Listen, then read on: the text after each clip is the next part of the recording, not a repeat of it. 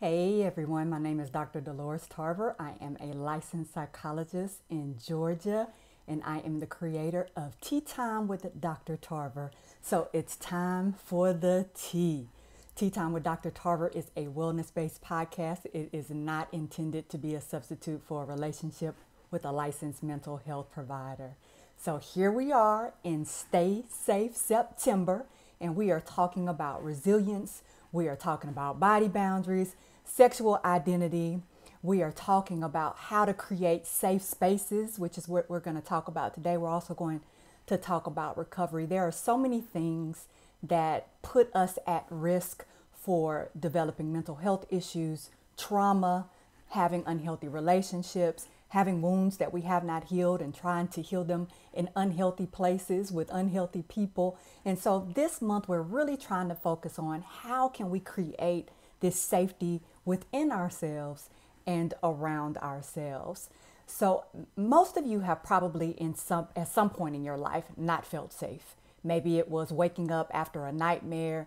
Maybe it was someone walking behind you on a dark street.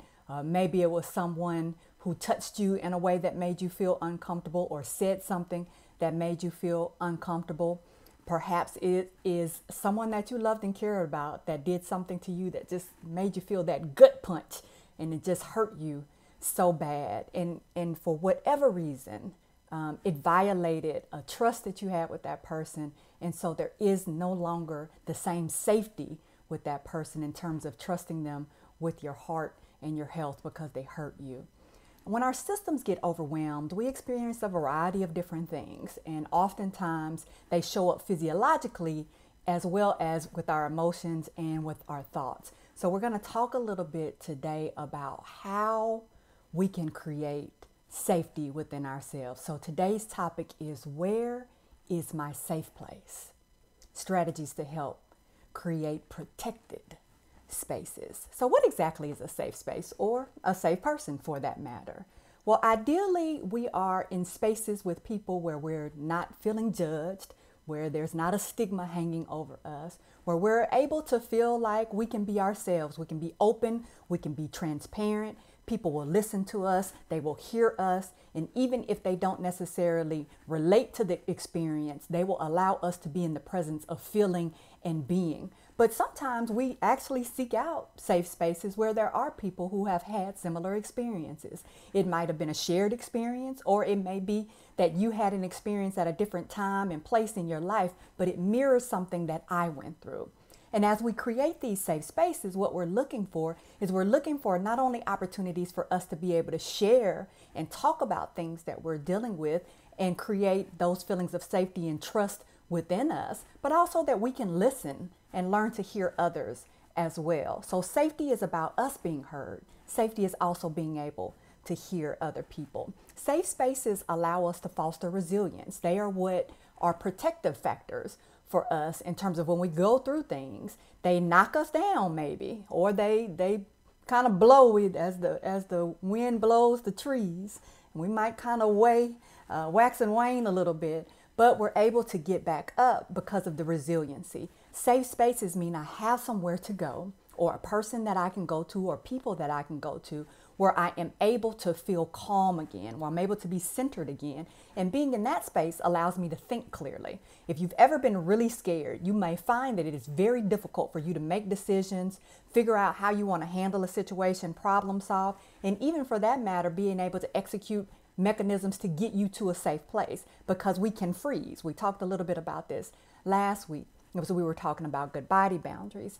And so when we are in a safe space or with safe people, then that allows all of those thoughtful processes to return. So we're coming back to our wise mind, our rational selves, our ability to be able to discern and make good decisions, even if our autonomic nervous system may still feel like it's an alarm. But it allows you to be able to understand how to create safety in a variety of situations outside of your safe space. So being in a safe space and with safe people allows you to practice the skills that you can use outside of that space. And safe spaces are about good self-care.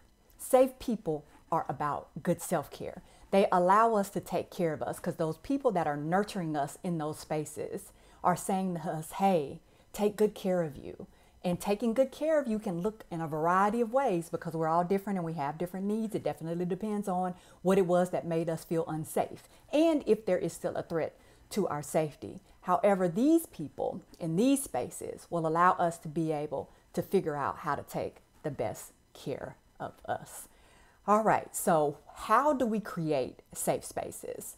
And I will tell you that ideally we want to grow to a place where no matter where we are, no matter who we're with, we're able to create safety so that we carry the safety within ourselves. We create that safe space for us, regardless of if there are other people around that may not necessarily be contributing to us feeling safe. So there may be judgmental people around, critical people around, people who are doing things that make us feel uncomfortable. And as we talked about last week with spacing and body boundaries and how to be able to communicate verbally and non-verbally, that you need to take some time and get some distance between you and whatever the situation is that's making you feel unsafe for this person.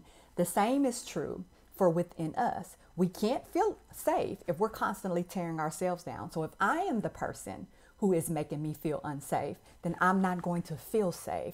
So I have to be very mindful of my thoughts and how I'm feeling. I have to pay attention. I take stock. You all hear me say that quite frequently. What is going on with me in my own body, in my own mind, that may be creating unsafe spaces for me, because it's exhausting to never feel safe or comfortable or secure, or that you're able to have some kind of sense of stability, right? It makes you feel very rattled all the time, which is why our body stays in alarm when we have the problems with the sleeping, the eating, digestive issues, all of the other things that come along with this. So see who you are and treat yourself with the love and compassion that you deserve. That's your first creation of a safe space. Me, I need to feel safe.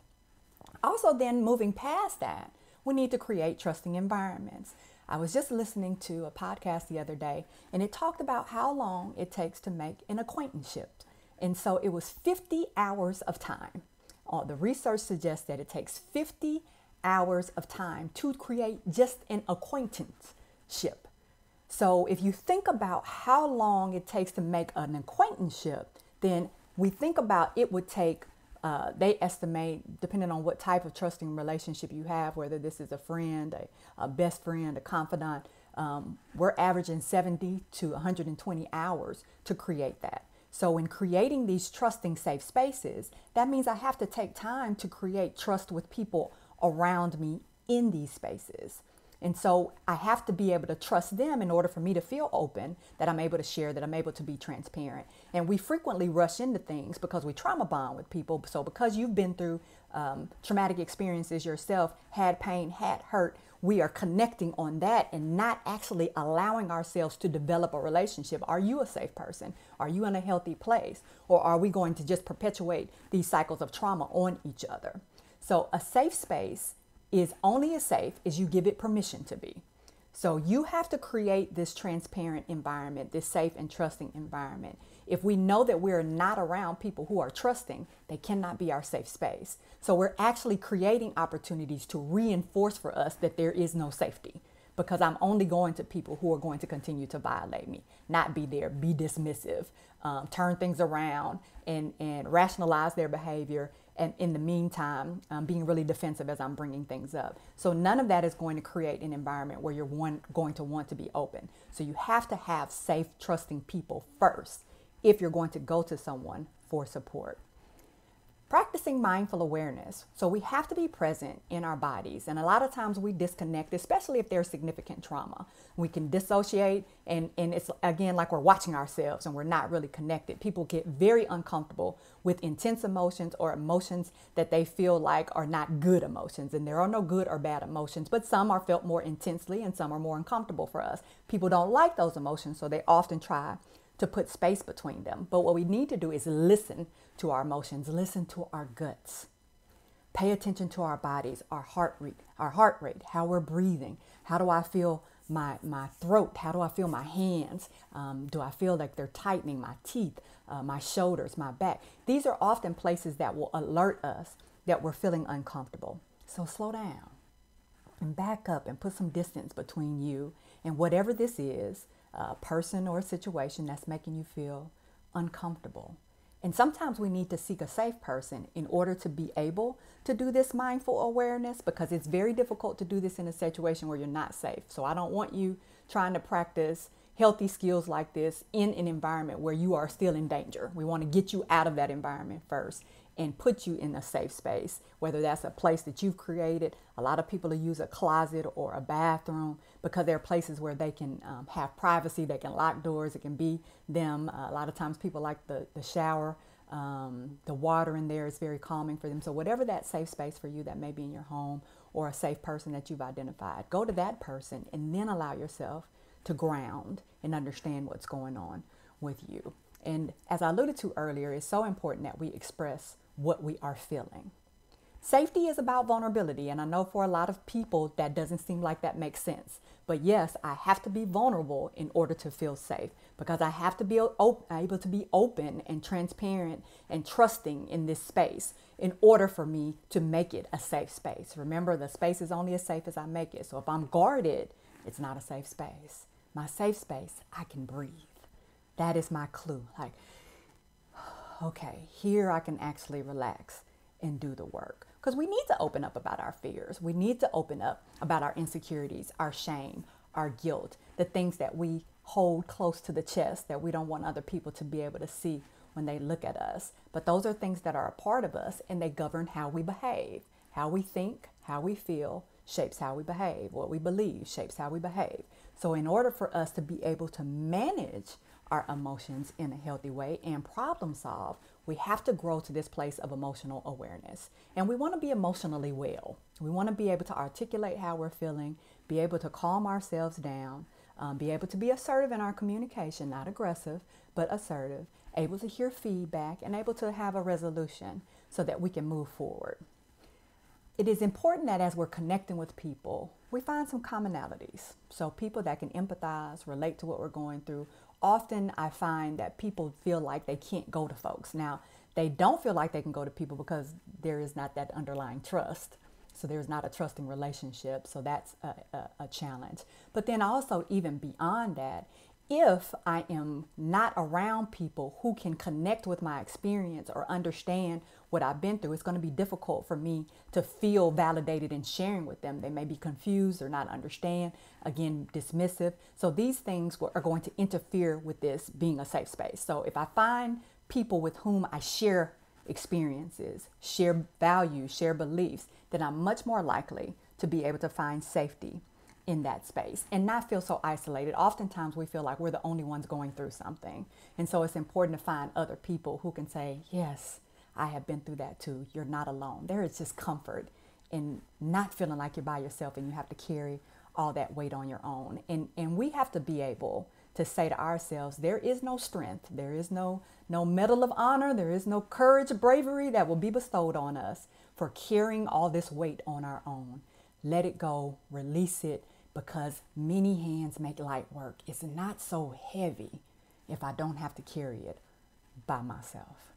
And again, we talked about a little bit earlier, the listening skills are really important because I need to be able to hear too. Sometimes I need to be able to hear feedback because that's going to allow me to be able to develop the skills that I can use to continue to create safety wherever I go.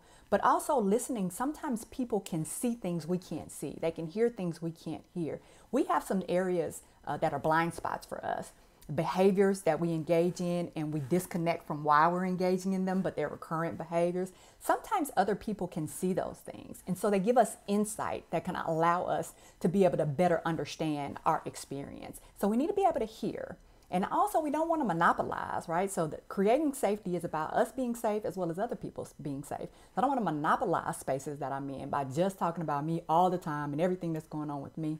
And when I ask you how you're doing, I really am just asking out of courtesy, but I really don't care because I want to launch into what I'm talking about, right? So that's not creating a safe space. So what I want to be able to do is identify the things I may want to share, a couple of things. If there's 20 things, I don't need to share all 20 things. Or maybe one or two things I want to pick. And then I want to be able to get feedback. And then I want to be able to listen to other people because part of creating safety too is being able to share in someone else's experience and being able to support them, right? Know your limits. I do not want us to get in this space of over-promising and under-delivering, taking on too much. that is not going to create a safe space for you, because you're going to be stressed and overwhelmed. And then you're going to feel resentful because you have all of this burden that you feel like you're carrying, that you feel responsible for. And for empaths, you just absorb all of that. So then going back to how this feels in your body, it's not going to feel safe for you. So we want to make sure that we know how to say no. And even though that's just one word, people really struggle with it. And they feel like they have to justify, and well, I'm not doing that much. You don't have to convince other people of what you have or don't have on your plate. You just need to be honest with yourself about what it is that you can handle. And that is an honest conversation, not the one where I feel like I should do what other people want me to do. And so I set limits based on what I think other people would be approving of, but actually me checking in with me about what I can handle is very important. Create a physically appealing safe space. Right? So you don't want to be in a space that feels uncomfortable. It looks very sterile, or maybe something in it is just feels uncomfortable and unsafe for you. So everyone's a little different. Some people like bright colors. Some people like soothing colors. Some people like water. Some people like sound. Some people like aromas. So whatever it is, aesthetics matter. So create something that's welcoming, so that when I go into my safe space, it's almost like, again, I immediately can breathe. It's like my eyes are open now. I can think clearer. I can smell. I can taste. I can touch. I can hear. So those things are very important in the space. So make sure that whatever space it is, whether that's with a person, you're going to a support group, or you're creating safety with some friends, that when you're in the space to process, that it's a space that feels soothing and calming to you and pleasing to your eye. So if nothing else, what I want you to take away from today is you can and deserve to have safe spaces. You're within yourself as well as with others. Okay? Be well.